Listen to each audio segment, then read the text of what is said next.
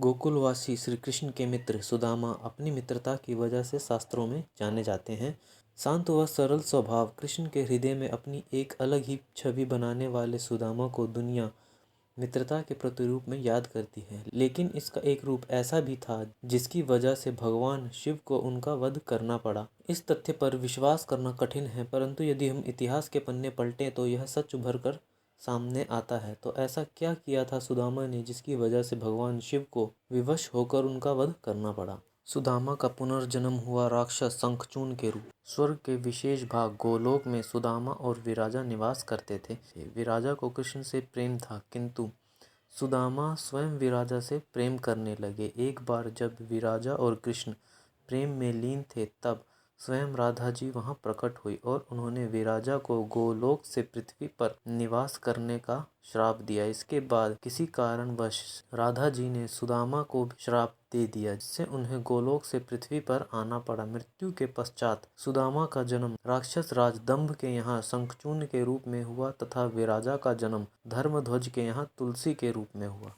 शंखचूर्ण ने तीनों लोकों पर किया था राज। माँ तुलसी से विवाह के पश्चात उसने उनके साथ अपनी राजधानी वापस लौट आए। कहा जाता है कि शंखचूर्ण को भगवान ब्रह्मा का वरदान प्राप्त था और उन्होंने शंखचूर्ण की रक्षा के लिए उन्हें एक कवच भी दिया था और साथ ही यह भी कहा था कि जब तक तुलसी तुम पर विश्वास करेगी तब तक तुम्हें कोई जीत नहीं पाएगा। और इसी कारण शंखचूर्ण धीरे धीरे कई युद्ध जीतते हुए तीनों लोकों के स्वामी बन गए।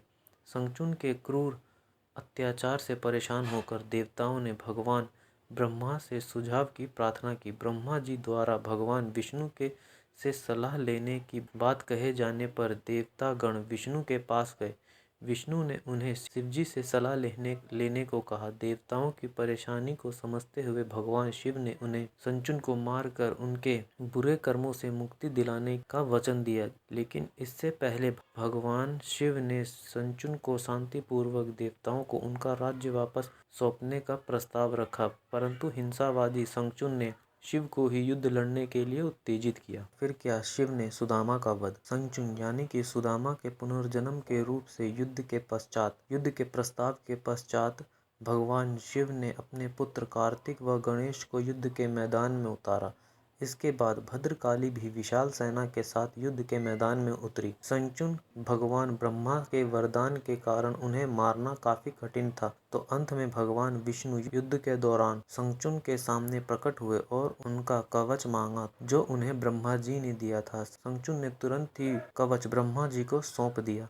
तत्पश्चात माँ पार्वती के कहने पर भगवान विष्णु ने कुछ ऐसा किया कि युद्ध का पूरा दृश्य ही बदल गया। वह शंखचूर्ण के कवच को पहनकर उस अवतार में माँ तुलसी के समक्ष उपस्थित हुए। उनके रूप को देखकर माँ तुलसी उन्हें अपना पति मान बैठी और बेहद प्रसन्नता से उनका आदर सत्कार किया, जिस कारण माँ तुलसी का पतिव्रत खंडित हो गया। शंखचूर्ण की शक्ति उनकी पत्नी के पतिव्रत पर स्थित था, किंतु इस घटना के पश्चात वह शक्ति निष्प्रभावी हो गई। वरदान की शक्ति के समापन पर भगवान शिव ने शंखचूर्ण का वध कर देवताओं को उनके अत्याचार से मुक्त किया। तो इस प्रकार से सुदामा के पुनर्जन्म के अवतरण शंखचूर्ण का विनाश भगवान शिव के हाथों संपन्न हुआ।